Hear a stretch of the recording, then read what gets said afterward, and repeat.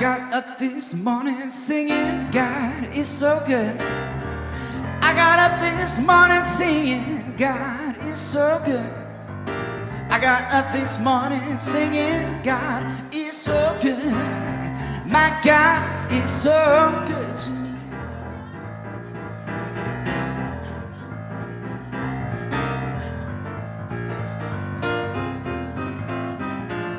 I'm feeling good down in my soul. God is so good. I'm feeling good down in my soul. God is so good. I'm feeling good down in my soul. God is so good. My God is so good to me.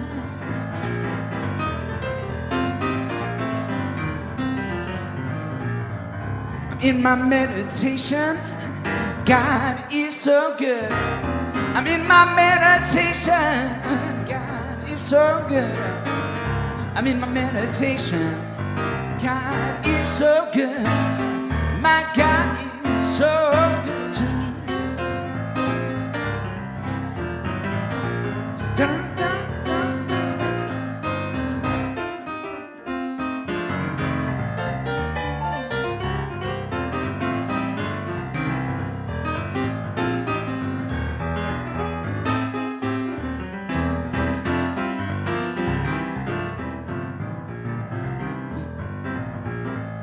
And when the day is over, God is so good. And when the day is over, God is so good. When the day is over, God is so good. My God is so good to me. Yes, I got up this morning singing, God is so good. I got up this morning singing, God is so good. I got up this morning singing, God is so good. My God is so good to me. My God is so, my God is so, my God is so good to me. All right, good morning, everybody.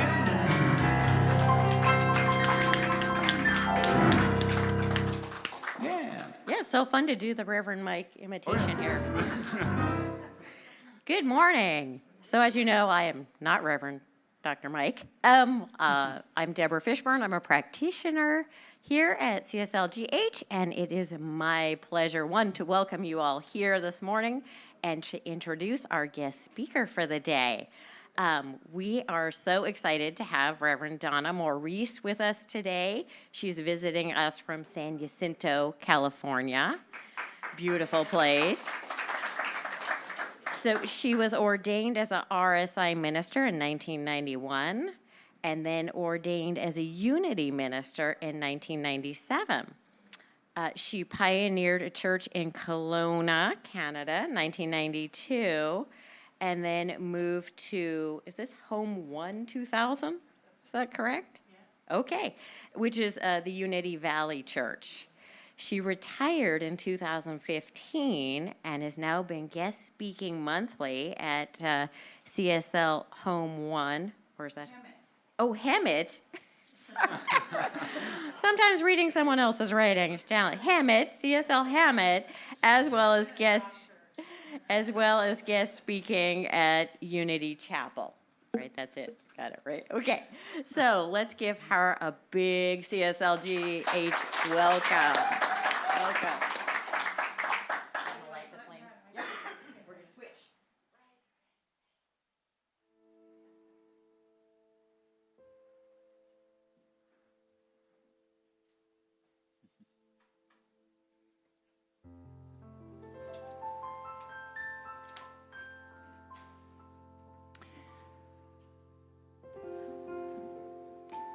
We perform this ceremony to promote the universal consciousness of life, which acknowledges that all people and all faiths, all sentient beings come from the one universal presence which we call spirit. Fundamental to this truth is the unifying nature of all religious thought and experience, which we honor here today. We light the first candle for the Tao, honoring the universal path of harmony and equilibrium, the natural way. We light the second candle for the shamanic traditions, honoring the beliefs and practices of all indigenous peoples, the way of primal spirituality. We light the third candle for Hinduism, honoring the path of knowledge, action, and devotion. We light the fourth candle for Judaism, honoring the ethical path of living by sacred law. We light the fifth candle for all forms of Buddhism, honoring the Four Noble Truths and the path of compassion. We light the sixth candle for all forms of Christianity, honoring the Christ consciousness as a path of love. We light the seventh candle for all forms of Islam, honoring the path of submission to the will of God as the highest calling.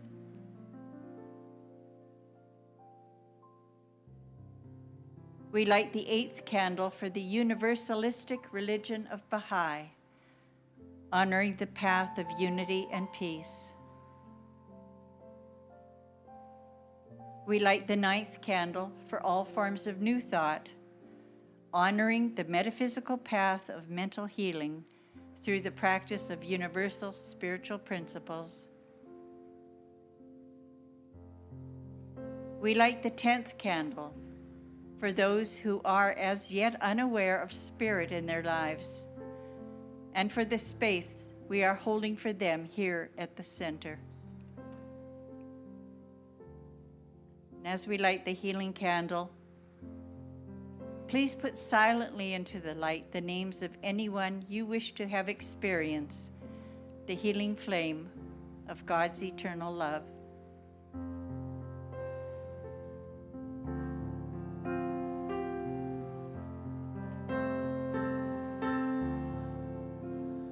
There is one flame that burns in our hearts. There is one light that shines through our love. We light this flame with faith. We light this flame with faith. We find this light within our soul.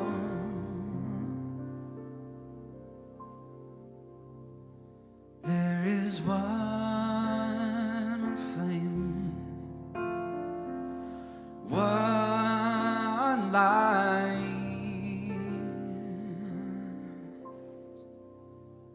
within.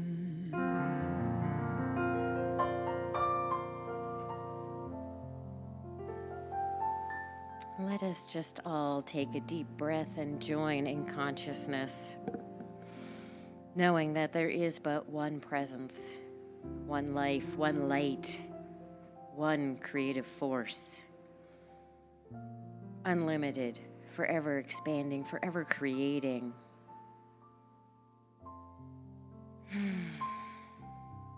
And I know as I speak my word for everyone here this morning that we are one with that light. We are divine sparks of that brilliant light. We are complete, whole, and perfect expressions of the one. That all illusions of separation dissolve away. And we breathe into that deep knowing of our oneness. And I know this service unfolds in complete and perfect perfection. I know that perfection is ours for the AV and our tech people, our greeters, our hospitality, our musicians, our guest speaker, Reverend Donna, that we are open at the top, our hearts and minds ready to receive, to be inspired, to be open to love, guidance, inspiration, creativity. And I am filled with gratitude and love for this knowing and joy and lightness. And it is from this place of gratitude and love that I release my word to the law, knowing I have done nothing to change spirit. I have merely stated the truth. And so I let go and I let God for the highest good of all concerned. And so we say together, and so it is. Good morning. Can you guys hear me? It's kind of, here we go. Okay. So, our topic this month has really resonated with me. It's been about, pieces to peace and what this idea of peace. And I've been trying to think about and contemplate on what, and forgive me if I say us or we, what keeps me from knowing that peace? And I come back again and again that, it's my ego that keeps me in this place of, that says I'm right? I'm right. And if I'm right, that means someone else is not right or incorrect. And am I getting stuck in valuing that rightness over being at peace and being healing, right? Being in that place of healing. I had a teacher once who said, the only thing keeping you from healing is your desire to be right. Do you want to be right or do you want to be healed and at peace? So if I'm right and the other person is incorrect or the situation is incorrect, how are we both? How is it not all holy? How, right? So I'm stuck in separateness or the illusion of separateness, right? There is no real separateness. It's an illusion. And so it's coming to this idea that if it's all one thing, it's all one thing. I look at it like a beautiful tapestry or a garden or something that is filled with color and texture and vibrancy and light and dark and shade and tone, right? It's all woven into this one thing, right? And so, why do I get stuck? Because, right, well, I hear this time and time again, mostly from my family, right? If God were real, if spirit was real, if we were all one, why would we get stuck? Why would we have sides? Why would we have separation? And it's because we have free will, right? If I think about if everybody thought the same and looked the same and all agreed on the same thing, how boring would that be? We'd all be in a one-color, one-dimensional tapestry, which would be blank, right? There's no creativity there. There's no chance to, one, have free will, have an idea, and have the opportunity to, as we say here, see it, experience it, and then lift it and shift it, right? If we're all here to grow and experience, well, we have to kind of have something that makes us want to grow and shift. And a lot of times I know for myself, the temperature has to get a little hot, right? You got to turn the flame up and it starts to boil. And it's like, okay, this is really uncomfortable now. I think I'm ready now to realize that I'm keeping myself from being in the beautiful flow of things. So I think the idea is, and I've been reading, I have to say, I don't know how I am on time because I'm just talking here, but when I get in these places, I try to read something inspirational, as I'm sure we all do. And I went back, Reverend Dr. Maureen, a while ago said, if you haven't read The Holy Man, you have to read The Holy Man. And so I had read it, and it was so great. I went back and read it. I didn't know it was a trilogy, so I'm really enjoying it now. But I went back, and I shared this on Wednesday, that it's this experience. The whole story is about this holy man who sits on top of a mountain with other monks, and people come and they line up to see him. And it's not so much the seeing of him, it's the experience of being in the line away from their lives and being with other people and communing with nature. And by the time they get to see the holy man, the experience lasts 60 seconds, right? He's like, okay, you came, you saw me, out the back door.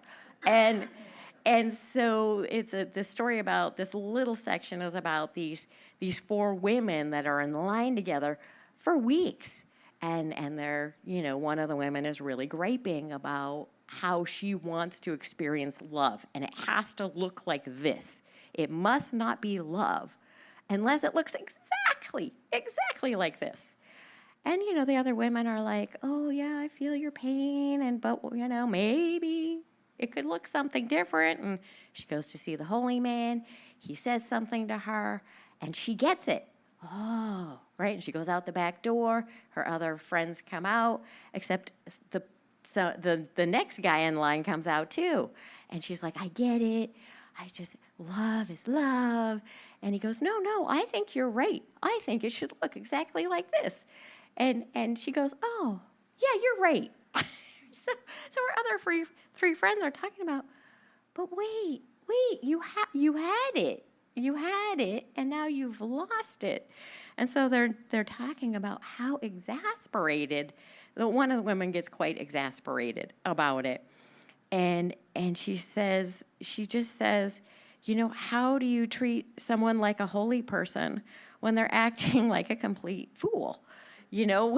When they just don't get it. And what the other women say is that it is not ours to judge them when they're, because that's not our place, and that it'll seep in, that they'll get it. They're on their own path, and they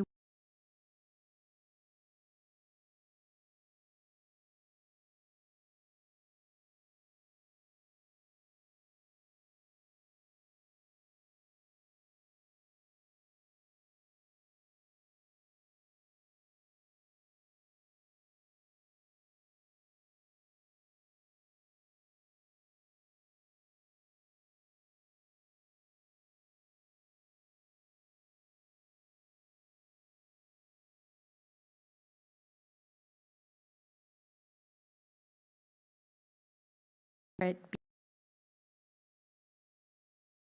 prejudiced about right and wrong. And then the other woman goes, but we'll just be wimps. We'll be spineless, not standing for anything or against anything, right? If we turn the other cheek, we won't stand for anything. And then I love this quote, no, we'll have peace of mind and the freedom of mind to see into the truth of things. And that truth is that we are all holy, and it is all holy. So, thank you. Thank you. Good morning, everybody.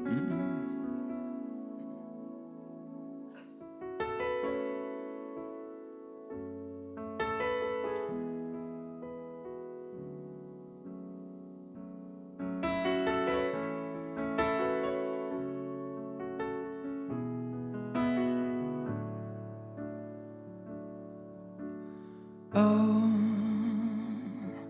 why you look so sad? The tears are in your eyes. Come on and talk to me now. And don't be ashamed to cry. Let me see you through, 'cause I've seen the dark side too. And when the night falls on you, you don't know what to do.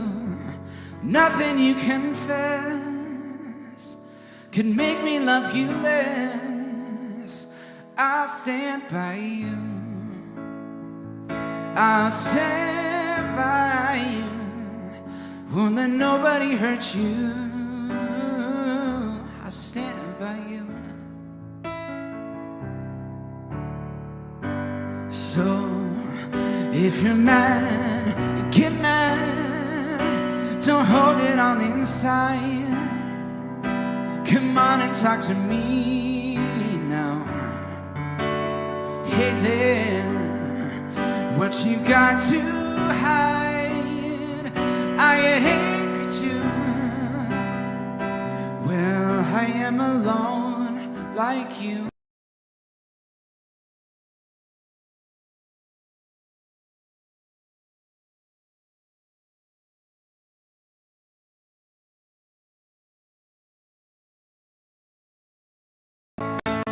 I'll stand by you.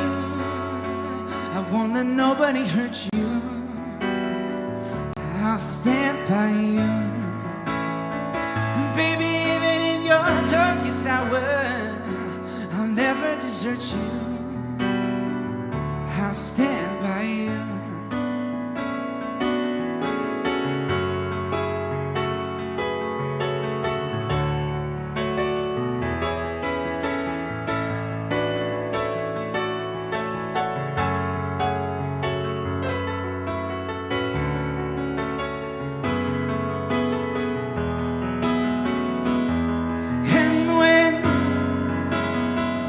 When the night falls on you, baby, you're feeling all alone, and you're wandering on your own. I'll stand by you. I'll stand by you. Won't let nobody hurt you. I'll stand by you. Baby, even in your darkest hour, I'll never desert you. I'll stand by you. I'll stand by you. Won't let nobody hurt you. I'll stand by you. Baby, even in your darkest hour, I'll never desert you. I'll stand by you. I'll stand by you. I'll stand by you.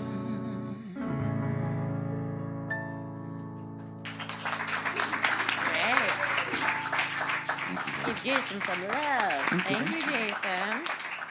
All right, we have a lot of announcements. We are very busy here. So starting today, there's going to be a, practitioners are available for a 2-minute tune-up. I just skipped right over that. If you're a practitioner, if you'd raise your hand. Oh, we have a lot of them today. So if you want to just tune something up, you want to make something better, you have a challenge, and you need a little tune-up, grab one of the practitioners and have a 2-minute tune-up. If you're online, you can reach out to a practitioner at CSLGH.org. Okay. Now, starting this Sunday, there's going to be a new Zoom meeting ID for fellowship. So it's supposed to be on the screen, but if you don't see it on the screen, email Lissa and she'll give it to you. And then today at 1 p.m. is Animal Kinship with our own Reverend Kathy. It is on Zoom. You can reach out to Reverend Kathy for details. Tuesday, September 17th, some will be hosting the full moon celebration, and it's a corn moon. Guest speaker Jay Willick, and that's at 7 p.m. I heard there's like all these great moons this phase, so it should be really good.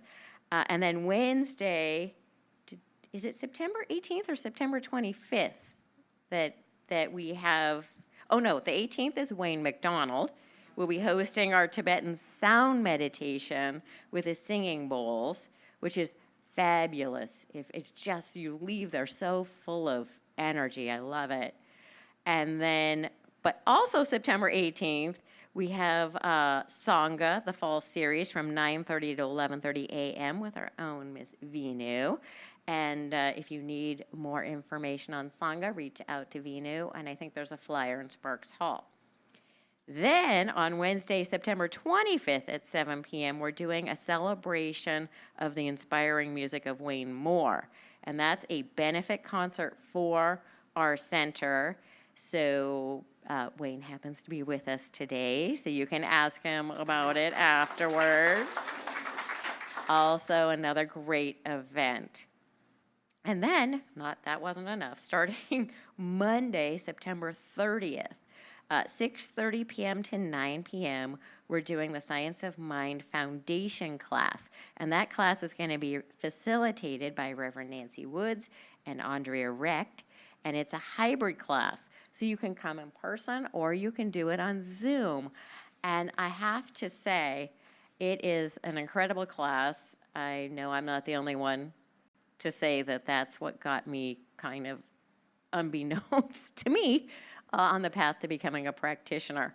It's just such a great class, and you learn a little bit about science of mind as well as treatment and, that whole idea, like, you don't need to be right if you want to heal. Covered in that class. And just briefly, before I talk about the brunch today that we're having, I want to say, if you were here a couple weeks ago, Reverend Nancy gave the most inspiring talk about we change ourselves, and then once we, change happens right from here out. We change ourselves, and then we go out to the community, right? Before we change the world, it's little incremental steps. So I take that to heart. I am an active volunteer for the Child and Family Center of Santa Clarita and Antelope Valley, and I chair our 5K Purple Walk for domestic violence awareness.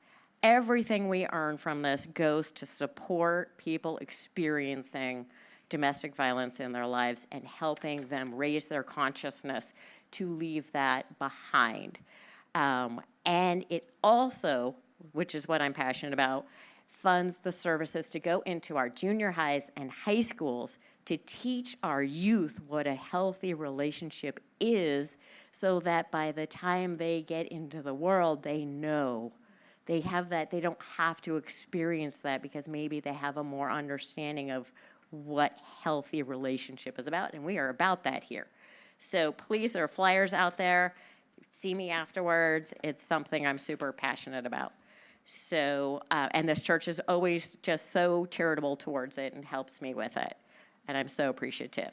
Now, we have our brunch afterwards. We're set up. As you saw, we have great food. If Reverend Mike is up to it, he will be making an appearance. He can't be hugged, and our germs need to stay with us. Okay, he's still recuperating. So we give, we love him, we love you. We don't need to be touchy kissy. Okay, really, it's really hard for this group. I know. We want to love on him, but let's just do it from afar. From a couple steps back. So there we go. I think those are all of our announcements. So let's just stand and do our declarations, principles. We believe in one universal spirit, manifesting through all, natural and incarnated in us. We believe that the universal spirit is personal to and reveals itself through everyone who recognizes its presence. We believe that our faith operates upon a law of mind, which automatically manifests in our experience according to that faith. We believe in the unity of all life and in the immortality of the individual soul forever expanding. We believe in the eternal goodness, the eternal loving kindness, and the givingness of life to all.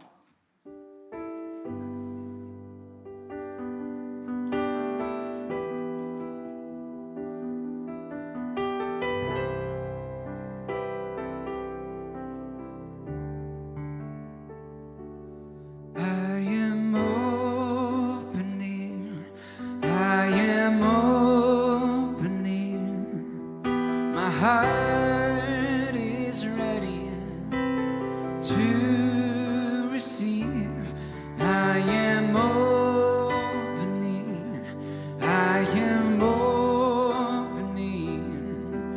My heart is ready to receive. We are opening. We are opening. Our hearts are ready to receive. We are opening. We are opening. Our hearts are ready to receive. I am opening.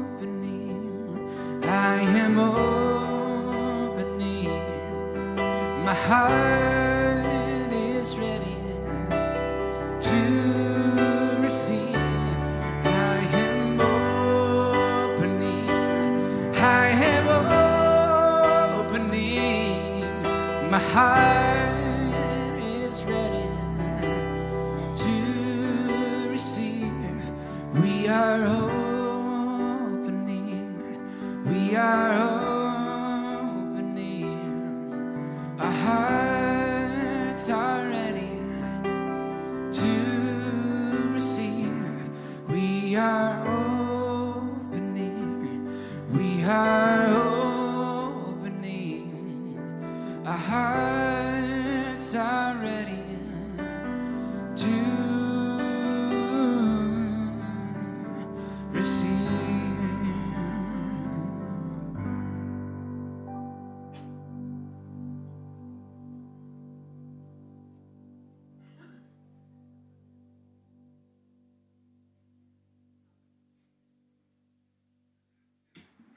I need this. Good morning. Good morning. Gosh, nice to see everyone here, and it's lovely to be asked to come to this center. I was here when it wasn't like this, before our brother decided to change it, right? Yeah. I'm Maureen's sister, by the way. She made me come.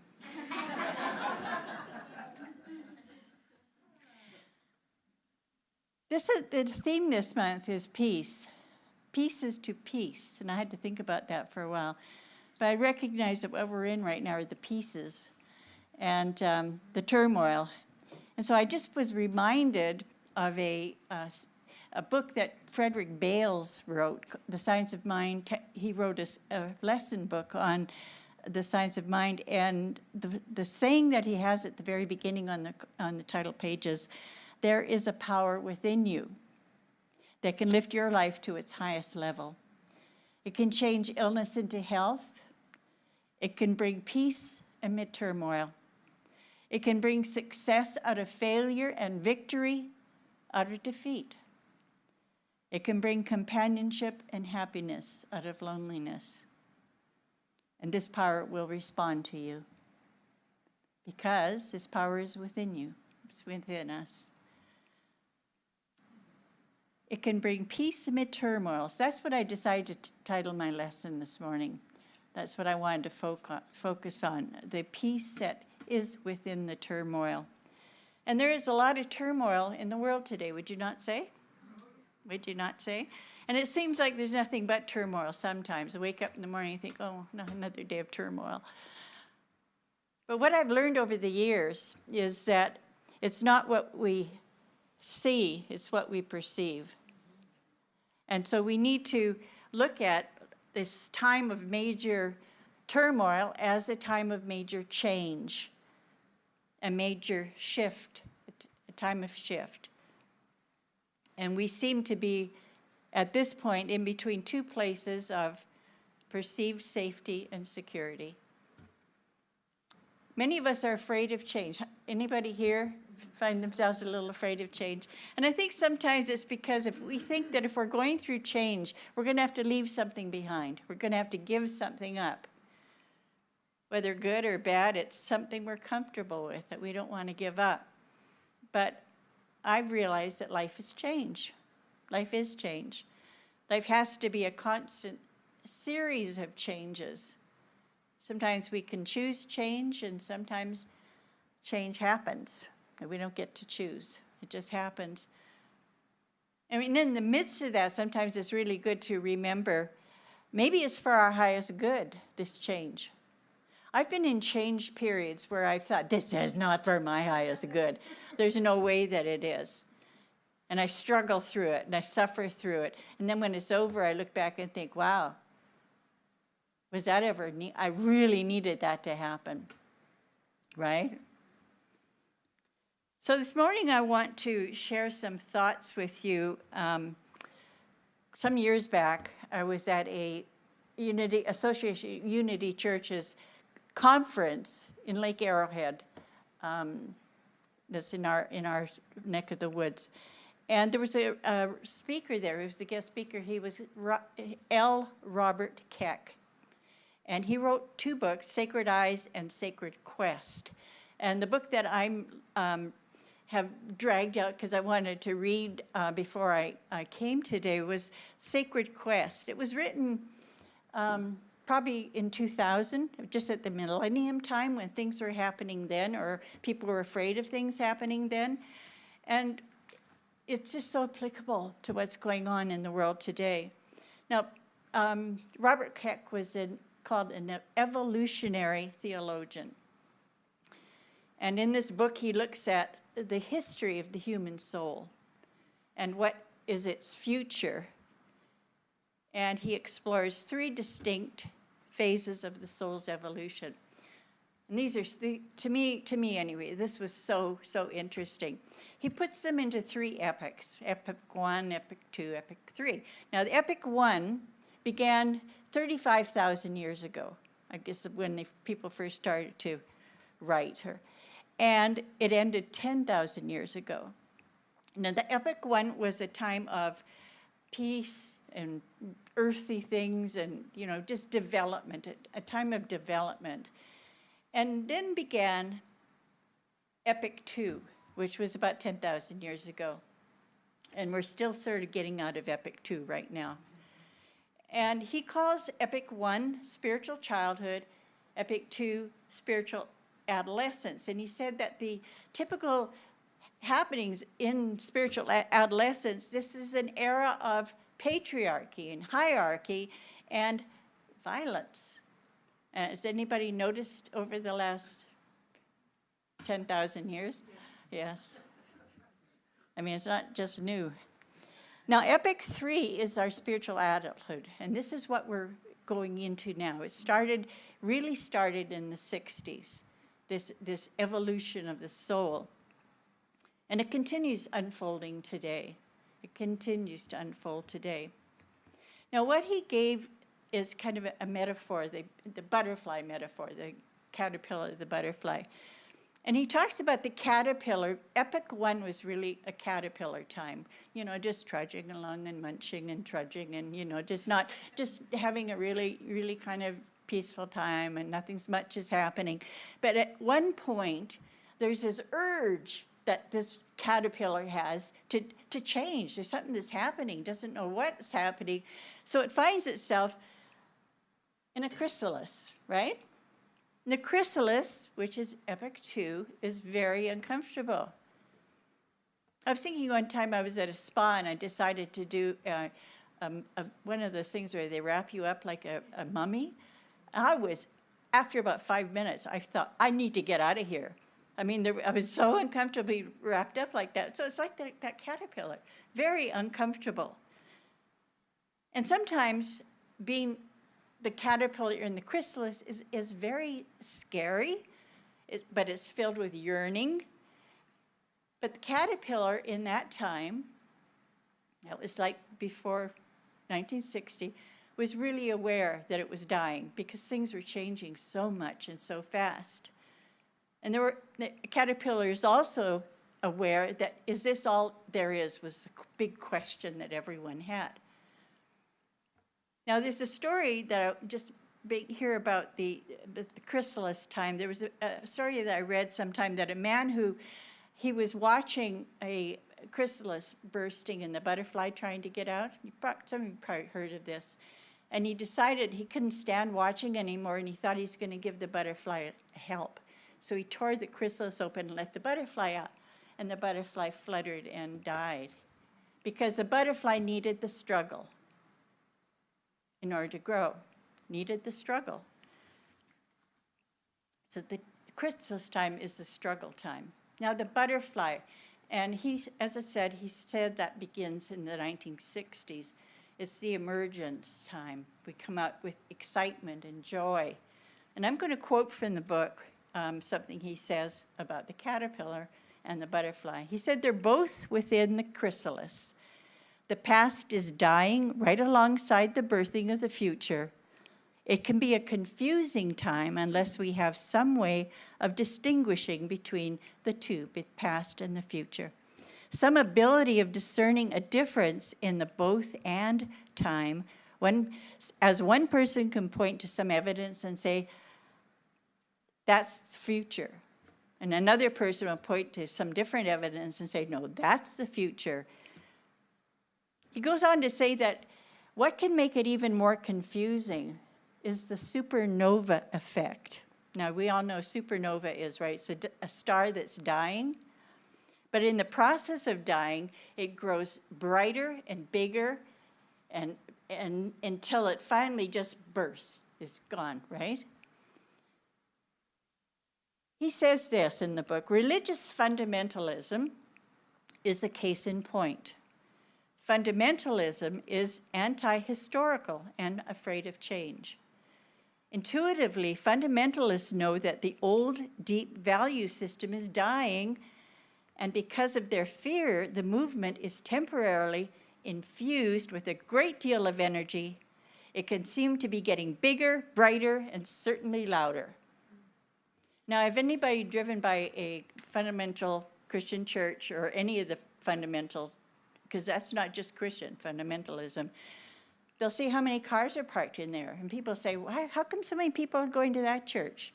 And look at us with this wonderful teaching and, but it's because of the fear and the energy that's being created, but it's going to burst. Going back to fundamentalism, he says, it's not the future. It is not a butterfly. It is a caterpillar that is dying, albeit with a supernova flare. And so what we're seeing is the flare right now. This is what we're into. So what's going on right now in the world is simply dying to a way of thinking. Dying to a way of thinking. Like a supernova, in dying, it grows bigger and brighter and louder. And this is what's happening. Everything is, is out there. It's so big and bright. It's hard to ignore it. It's hard not to get caught into that. And those of us who are experiencing this transition, which I think is most of us here, know exactly what the caterpillar part of us feels like, because it's very difficult for a caterpillar not to have trouble imagining being a butterfly. And therefore, the changes that are attacking us daily are fearful. Some of us would rather go back to the good old days. Boy, you see a lot of that on Facebook. People looking at the 50s, 40s, and 50s and saying, oh my God, those are good days. We need to go back to, our good ideals, like the way we think. That was good. But the problem is that it's not going to stay that. Nothing stays static. And so we're into this change, moving into a new thinking, and it looks pretty messy right now. He says again in his book, the caterpillar part of ourselves knows very well that our world is in crisis.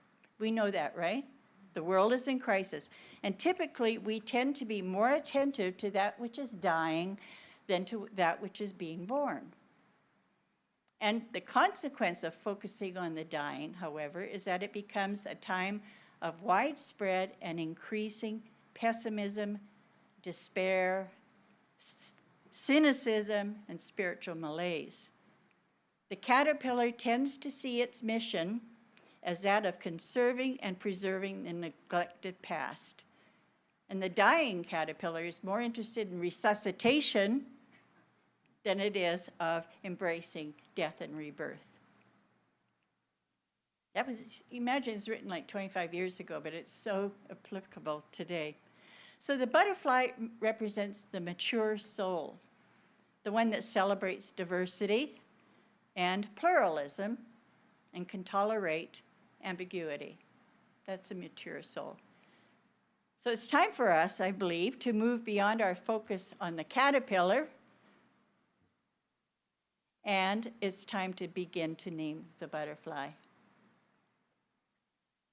There's another quote in the book that I want to share because he says it so much better than I do about the evolution, what's happening right now. He said, the deep, powerful, and subterranean energies of change that we are experiencing at this time in history will cause disruptions, eruptions, paradigm shifts, and faith quakes all across the human landscape.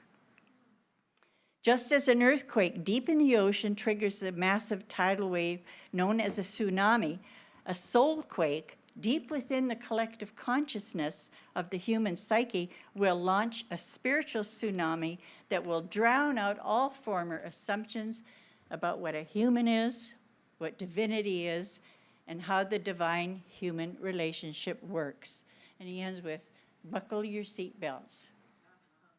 So we're buckling our seatbelts right now, and we're just going to move through this and know that, it is an evolution, that all things are evolving. So when you look at the 50s, I'm a child of the 50s. My sister and I grew up in those times, and how different it was then. I mean, women were women and men were men, all right? We knew our place. We didn't fight against it. A few did, but majority didn't. I was watching an old movie recently. I don't know if Doris Day was in it or not, but one of those. Those type of old movies, those rom-coms, where she's a cute little female and he's a male, the big guy. And how the roles were portrayed in that movie, I thought, oh my gosh, how different it is today. What a shift has happened since the 50s till now, as far as women and women's rights. How about the race relations? 1960 was a big year, women's rights and civil rights. And how different we look at people of color today than we did in the 50s and 40s. All you have to do is look at the old movies. Some of the things that are going on today that are positive, that are good, would not even been imagined in the 50s as being possible. Would not even have been imagined. It just wasn't the way things were. And change keeps happening. It's not over. Change keeps happening. So look at some of the things that would be absolutely, I can't believe it. Same-sex marriage. Can you imagine the people from the 1950s realizing that actually can be legal, it can be done? Interracial marriages, even they were illegal in the old days. And now we have laws that are against discrimination because of age, sex, or gender identity. I just can't imagine people from that era looking at the year 2024 knowing that those things are now possible. It's not believable. So it wasn't believable. So for years and years and years, it began to shift and shift and shift, and it shifts slowly because we get used to it. You get used to a little bit here, it's like the frog in the water that you were talking about this morning. It starts to heat slowly because you have to get to that place, but you don't die in the boiling. It just cleans you off a little bit. So something inside of you is saying, yearning to evolve to something greater. Something inside of all of us is saying, I don't want to remain in the same way. I don't want to have this turmoil in my life. I don't want to have this fear in my life. I want to be able to see past it to the future that I know is going to be wonderful and powerful because so much change is shifting and shifting and shifting. And so instead of focusing on what's going on outside of ourselves right now, and we all do, we all, glued to that TV or the computer, or who hasn't got a phone in their hand most of the time? In case something happens, I want to make sure I don't miss it. To begin looking at all this as that chrysalis time, that it's changing, and that emerging from that is going to be a new way of living. So we're going to focus on not the dying caterpillar, but the emerging victorious butterfly. And so I want you to affirm that with me. I am an emerging victorious butterfly. Let's say that. I am an emerging victorious butterfly. And we all are. Now, during the process of change, we feel pain, but we have to go beyond that.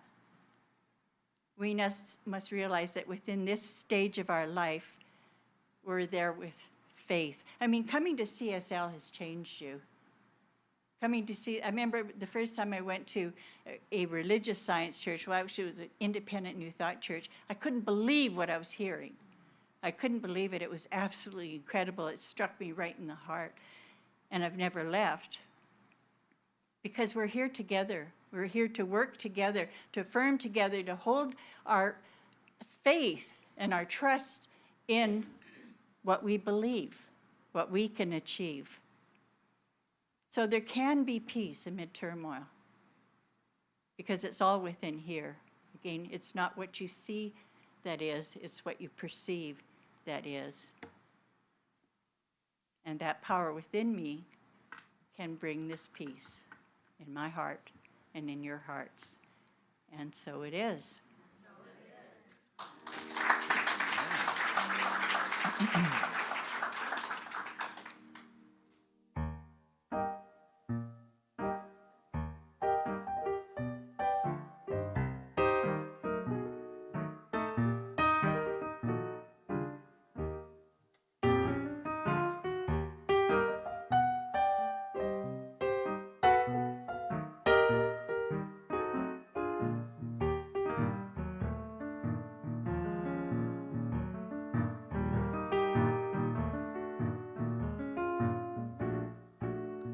You've got a friend in me.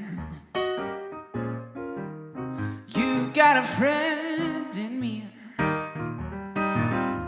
When the road looks rough ahead and you're miles and miles from your nice warm bed, you just remember what that old pal said. Yes, you've got a friend in me. Yes, you do. Yes, you've got a friend in me.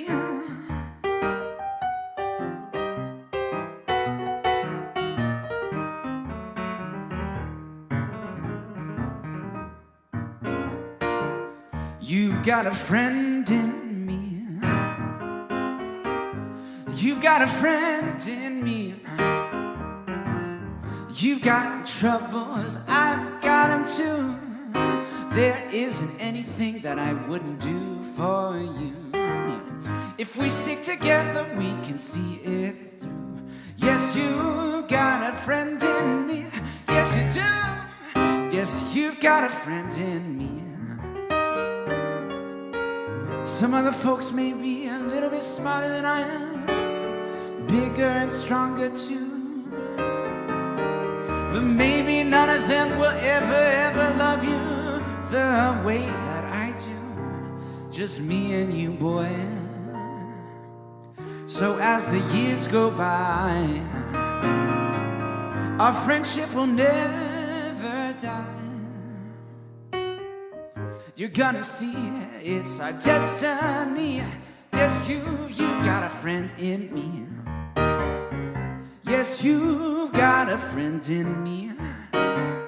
Yes, you got a friend in me.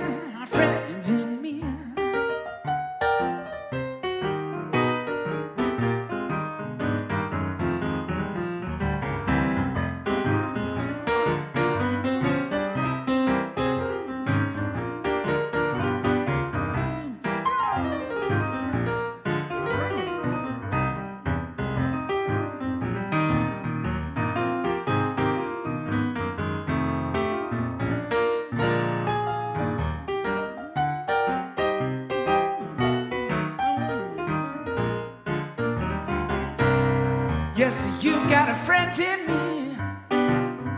Yes, you've got a friend in me.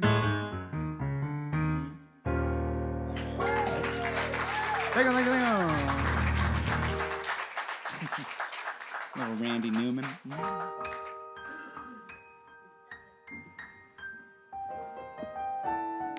So this is a time that we have for giving, knowing that we can never outgive God. We recognize that within each of us is that amazing abundance that we can share, that comes forth from us, to us, through us, knowing that divine love as us, as each of us, as me, blesses and multiplies all that we have, all that we give, and all that we receive. And so we say thank you for our blessings. Amen. Spirit gives to me, Spirit receives through me, Spirit lives and breathes through me. Spirit lives and breathes through me.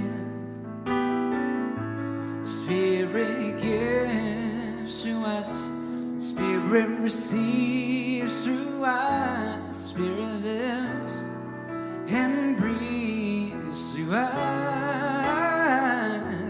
Spirit lives and breathes through us.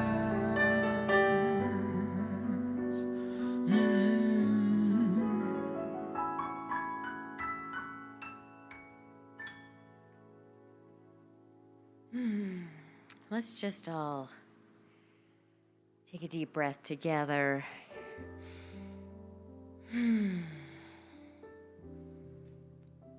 Just know that there is one presence, one life, one conscious mind. That this glorious one life expresses through all of us as all things. I know we are complete, whole, and perfect expressions of it. I know that we have all been here by divine appointment, that our hearts have been touched, our minds have been touched.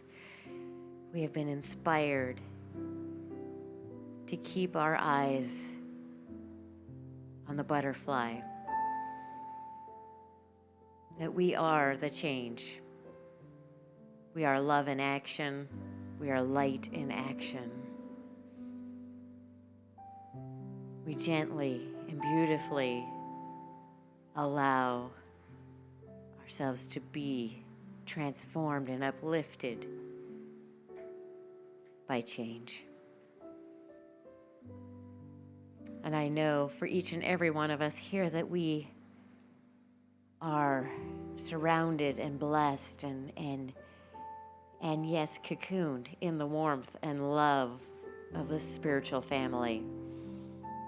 That we are all of us together. And as we go through this change, we are not alone. For there is only oneness, there is only the one. And I am so filled with gratitude and joy for that knowledge.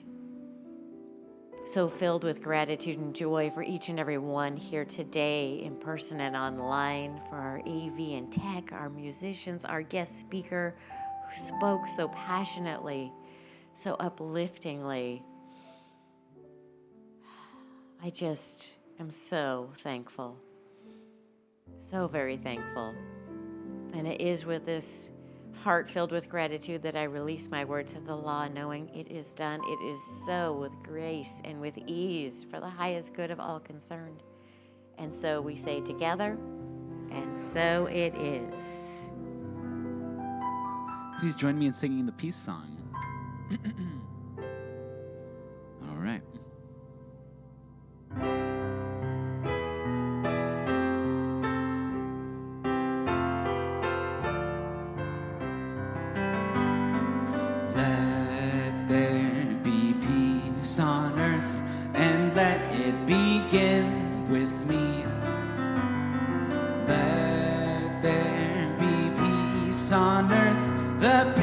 that was meant to be. With God as a power, united all are we. Let us walk with each other in perfect harmony.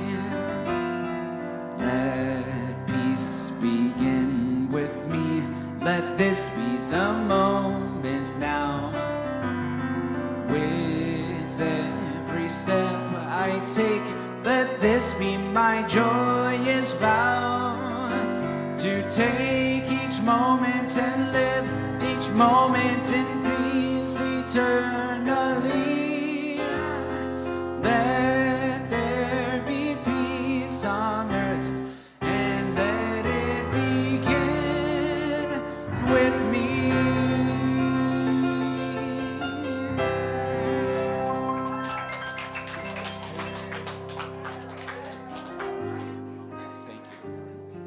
Thank you. Thank you. Appreciate it.